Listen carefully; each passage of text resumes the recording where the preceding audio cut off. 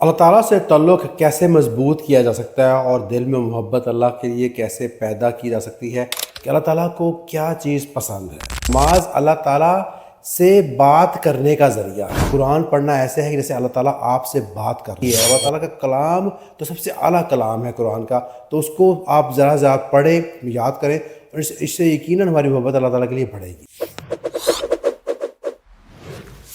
اللہ تعالیٰ سے اپنا تعلق کیسے مضبوط کیا جا سکتا ہے اور کیسے اللہ کی محبت اپنے دل میں بڑھائی جا سکتی ہے؟ اللہ تعالیٰ سے تعلق کیسے مضبوط کیا جا سکتا ہے اور دل میں محبت اللہ کے لیے کیسے پیدا کی جا سکتی ہے یا بڑھائی جا سکتی ہے، آپ کا سوال یہ ہے۔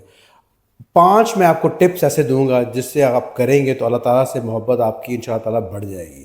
سب سے پہلا ٹپ بہت آسان ہے۔ ہم سب لوگ بہت زیادہ سوشل میڈیا، انٹرنیٹ یوز کرتے ہیں، تو گوگل سے ہیلپ لیں، گوگل سے پوچھیں، پہلی چیز پوچھیں، پہلا ٹپ یہ ہوگی گوگل سے پوچھیں کہ اللہ تعالیٰ کو کیا چیز پسند ہے۔ آپ یہ سرچ کر کے دیکھیں، آپ کو کچھ 12-15 چیزیں نظر آئیں گی۔ ان چیزوں کو کوشش کریں کہ آپ اپنی زندگی میں شامل کریں۔ جو اللہ کو چیزیں پسند ہیں ان کو اڈاپٹ کرنے کی کوشش کریں، اور پھر آپ سرچ کریں کہ وٹ اللہ ہیٹس، اللہ کن چیزوں سے نفرت کرتے ہیں، تو ان چیزوں کو اپنے آپ سے دور کریں۔ آپ یہ کریں گے عمل تو اللہ تعالیٰ کے لیے محبت آپ کے دل میں پیدا ہوگی اور اللہ تعالیٰ سے رشتہ ضرور مضبوط ہوگا۔ دوسری ٹپ جو میں آپ کو دے جا رہا ہوں وہ یہ کہ آپ ذکر زیادہ کریں، اللہ تعالیٰ کا ذکر کریں۔ ہم جب کسی سے محبت کرتے ہیں تو اس کی بار بار بات کرتے ہیں، اس کے بارے میں بات کرتے ہیں، اس سے بات کرتے ہیں اور اپنی زبان کا استعمال کرتے ہیں، بات کرتے ہیں، حالی دل میں ہی اس کو یاد نہیں کرتے۔ ذکر دل سے بھی ہو سکتا ہے، لیکن آپ اپنے منہ کا استعمال کریں، اپنی زبان کا استعمال کریں۔ اس سے آپ کا تعلق بنے گا اللہ سے، اور تعلق بنے گا۔ اب اللہ سے جب بات کریں گے، اللہ کا ذکر کریں گے، زبان استعمال کریں گے، آپ کی زبان کلمہ پڑھے گی، اللہ کو یاد کرے گی، آپ اندر سے پاک ہوں گے، اور اللہ تعالیٰ کو پاکیزگی پسند ہے۔ اللہ تعالیٰ ہم سے ضرور محبت کریں گے، اور پھر ہماری محبت اللہ تعالیٰ سے یقیناً بڑھے گی۔ تیسرا یہ کہ آپ نماز پابندی سے پڑھیں۔ نماز کیا ہے؟ نماز اللہ تعالیٰ سے بات کرنے کا ذریعہ ہے۔ اللہ تعالیٰ سے آپ بات کریں، اللہ تعالیٰ کو ٹائم دیں، وقت پر نماز پڑھیں۔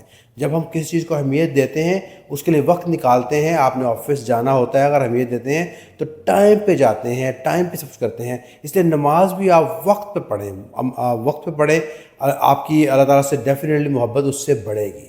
اور چوتھا ٹپ یہ ہے کہ اللہ تعالیٰ کے نام کو آپ یاد کریں، پڑھیں، ان کو جانیں، ان کا مطلب سیکھیں۔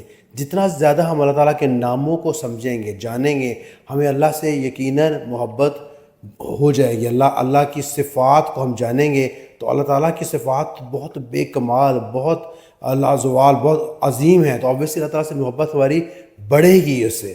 اور پانچواں اور آخری سب سے ضروری، قرآن کی تلاوت کریں، ڈیلی قرآن کی تلاوت کریں۔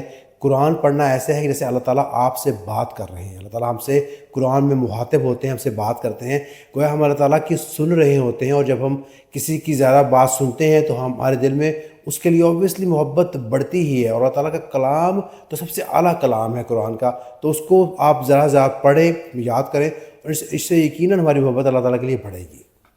جی، ہم سب مسلمان ہیں، لیکن ہم اسلام پر بہتر طریقے سے کس طرح سے عمل کر سکتے ہیں؟ جی بالکل، الحمدللہ ہم سب مسلمان ہیں، اور آپ کا سوال ہے کہ ہم اسلام پر بہتر طریقے سے عمل کیسے کر سکتے ہیں۔ تو بڑی زبردست نصیحت ہے جو میں آپ کو یہاں پہ دوں گا، بلکہ میری کیا نصیحت ہے، آپ نبی کریم صلی اللہ علیہ وسلم کی حدیث ہے، آپ نے فرمایا ہے من حسن اسلام مل مرائے ترکو مالا، یعنی کہ مطلب ہے کہ آپ نے فرمایا ہے کہ وہ سب چیزیں چھوڑ دو جس سے تمہارا کچھ لینا دینا نہیں ہے، اپنے اسلام کو اور حسن کرنے کے لیے، اپنے اسلام کو اور بہتر کرنے کے لیے۔ جس چیز سے تمہارا واسطہ نہیں ہے اس کے پیچھے مت بھاگو، لوگوں کی ٹو مت لگاؤ، یعنی کہ لوگوں کے پیچھے مت جاؤ۔ جس چیز سے کچھ لینا دینا نہیں ہے، جس سے کچھ حاصل وصول نہیں ہے، اس کے پیچھے ٹائم مت ضائع کرو۔ اپنے اسلام کو بہتر کرنا چاہتے ہو اگر تو یہ کام مت کرو۔ ہم دیکھتے ہیں کہ آج کے دور میں ہم لوگ ایک دوسرے کی ٹانگ کھینچنے میں لگے ہیں۔ کوئی ہم سے اگر ترقی کر کے آگے جا رہا ہے تو اس پہ ہم نیگیٹو باتیں شروع کر دیتے ہیں۔ کوئی رشتہ دار اگر کوئی کامیابی کی طرف جا رہا ہے اس کو برا بھلا کہنا شروع کر دیتے ہیں۔ ہم کہیں جاتے ہیں اور وہ ہمیں نہیں پوچھتا، نہیں اندر آنے دیتا تو ہم اس کو برا کہتے ہیں، حالانکہ اس کا اختیار ہے وہ ہمیں اپنے گھر کے اندر آنے دے یا نہ دے، ہمیں اپنی شادی میں بلائے یا نہ بلائے۔ پارٹیز میں بلائے یا نہ بلائے اس کا اختیار ہے، لیکن اس بات پر اس کو لعن طعن کرنا، برا کہنا، یہ ٹوٹلی غلط ہے، اور یہ سب ہمیں چھوڑنا پڑے گا اس حدیث کے مد نظر رکھتے ہوئے۔ لیکن جس کام میں ہمیں فائدہ نہیں ہے اس کام کو ہمیں چھوڑ دینا چاہیے، اسے نہیں کرنا چاہیے، اور صرف اپنے فائدے کا کام، جس سے ہم بہتر مسلمان ہو سکیں، جس سے کسی کی بھلائی ہو سکے، وہ کام کرنے چاہیے۔ مایوسی کفر ہے، لیکن اس سے بچا کیسے جائے اور ناکامیوں کا مقابلہ کیسے کیا جائے؟ جی بالکل، بے شک مایوسی مسلمان کے لیے کفر کے برابر ہے۔ مسلمان کو ہمیشہ اللہ سے پر امید ہونا چاہیے اور مایوس نہیں ہونا چاہیے۔ اور ناکامیوں سے کیسے بچا جائے، تو 4 ٹپس میں دوں گا، انشاءاللہ تعالیٰ آپ کو اس میں بہت مدد کرے گی۔ پہلی یہ کہ آپ ہمیشہ اس بات میں مانیں کہ اللہ تعالیٰ کا ایک پلان ہے، ایک پلان میرا ہے، ایک اللہ کا پلان ہے۔ میرا پلان، میری پلاننگ، میرا سب کچھ اگر خراب ہوتا ہے تو مجھے اس بات پہ یقین ہونا چاہیے کہ اللہ تعالیٰ کا ایک پلان چل رہا ہے جو میرے پلان سے بہتر ہے۔ تو اللہ تعالیٰ کا پلان مجھ سے ڈیفینیٹلی بہتر ہے۔ آؤٹ کم جو کوئی بھی ہو، آپ سبحان اللہ بولیں اور بولیں کہ اللہ تعالیٰ کا پلان بہتر تھا اس لیے یہ نہیں ہوا، اس میں ڈیفینیٹلی میری ہی بہتری ہوگی۔ نمبر 2، اگر آپ کسی مشکل میں ہیں، کوئی سفرنگ میں ہیں، جو مرضی ہو جائے، تو ہمیشہ یقین رکھیں کہ اس میں جو کچھ بھی رزلٹ ہوگا وہ 100% اچھا ہی ہوگا۔ برائی کا پہلو اس میں مت سوچیں، مت اپنے آپ کو کوسیں کسی بات پہ کہ میں ایسا کر لیتا تو شاید ایسا رزلٹ ہو جاتا، میں یہ کر لیتا تو وہ ہو جاتا۔ آپ نے آپ سفرنگ میں ہیں، آپ مسئلے میں ہیں، آپ بیماری میں ہیں، جس کسی کنڈیشن میں بھی ہیں، اللہ تعالیٰ نے آپ کو اس میں ڈالا ہے، اور یہ اللہ تعالیٰ ہی اس سے آپ نکالے گا۔ اس لیے آپ جو ہے اس میں اس طرح مت سوچیں کہ میں یہ کرتا تو وہ کرتا۔ بالکل شیطان آئے گا، وسوسے ڈالے گا، آپ کو بولے گا کہ تم نے یہ کرتے تو شاید ایسا نہ ہوتا، لیکن آپ کو یقین ہونا چاہیے کہ اللہ تعالیٰ جو ہے، اللہ تعالیٰ ہی اس میں 100% میری ہیلپ کریں گے۔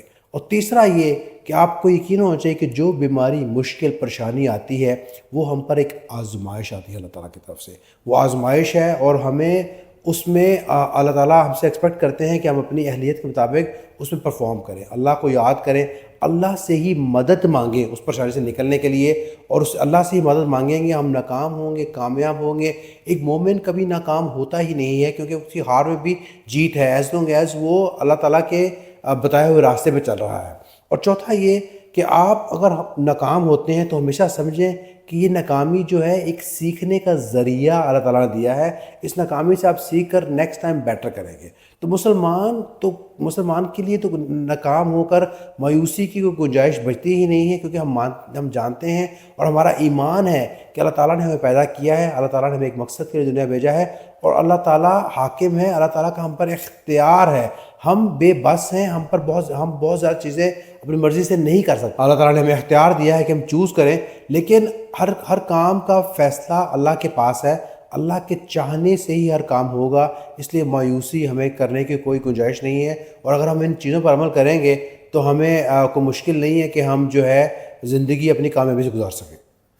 ایک خوشگوار شادی کے لیے آپ کو کون سی ذمہ داریاں پوری کرنی ہیں اور کون سے حق ادا کرنے ہیں؟ خوشگوار شادی کے لیے رسپانسبلٹیز یعنی کہ رائٹس اور ڈیوٹیز کہہ رہے ہیں، آپ کے حق اور ذمہ داریاں کیا ہیں۔ دیکھیں، شادی شدہ زندگی کو ہم نے اس میں کنفیوز کر دیا ہے۔ یہ رائٹس اور رسپانسبلٹیز جو ہیں یہ اللہ تعالیٰ نے ڈکٹیٹ کیے ہیں قرآن میں، اور نبی کریم صلی اللہ علیہ وسلم کی سنت میں ہے کہ کس پر کیا حق ہے، کیا اس کی ڈیوٹی ہے، اور اس کا مقصد کیا ہے کہ فساد سے بچنے کے لیے ہم رائٹس پورے کریں گے، رسپانسبلٹی کریں گے تو فساد کم ہوگا۔ لیکن شادی کا مقصد یہ نہیں کہ آپ شادی کر کے فساد کم کریں، شادی کر کے تو آپ نے محبت پیدا کرنی ہے، آپس میں محبت کریں گے تو خوشگوار زندگی گزرے گی۔ گول ہونا چاہیے کہ محبت کیسے بڑھانی ہے، اور محبت بڑھانے کے لیے تو صلہ رحمی اور محبت چاہیے۔ آپ اپنی بیوی سے، ہم سے محبت سے پیش آئیں، پیار سے پیش آئیں، صلہ رحمی سے پیش آئیں، درگزر کریں تو آپ کی زندگی خوشگوار گزرے گی۔ اگر آپ رائٹس اور حق اور ڈیوٹیز پر رائٹس اور رسپانسبلٹی کا ڈنڈورا پیٹتے رہیں گے کہ تم نے یہ حق ادا نہیں کیا اور آپ بولے تم نے یہ نہیں کیا، تو اس سے صرف فساد بڑھے گا۔ ہم دیکھتے ہیں کہ عدالتیں بری پڑی ہیں، اور کیسز سب میں کیا ہے، کیسز یہی کہ اس نے میرا حق نہیں دیا، اس نے میرا حق مار لیا، اس نے یہ نہیں کیا، تو یہ سب فساد کی چیزیں ہیں۔ ہمیں شادی کی زندگی کو اس میں کنفیوز نہیں آپ نے کرنا کہ شادی کے بعد حق، کیا رسپانسبلٹی اور رائٹس پہ ہم نے جانا ہے کہ پورے کرنے ہیں، بلکہ آپ نے فوکس کرنا ہے کہ آپ نے کیسے درگزر کرنا ہے، صلہ رحمی کرنی ہے اور کیسے محبت پیدا کرنی ہے آپس میں.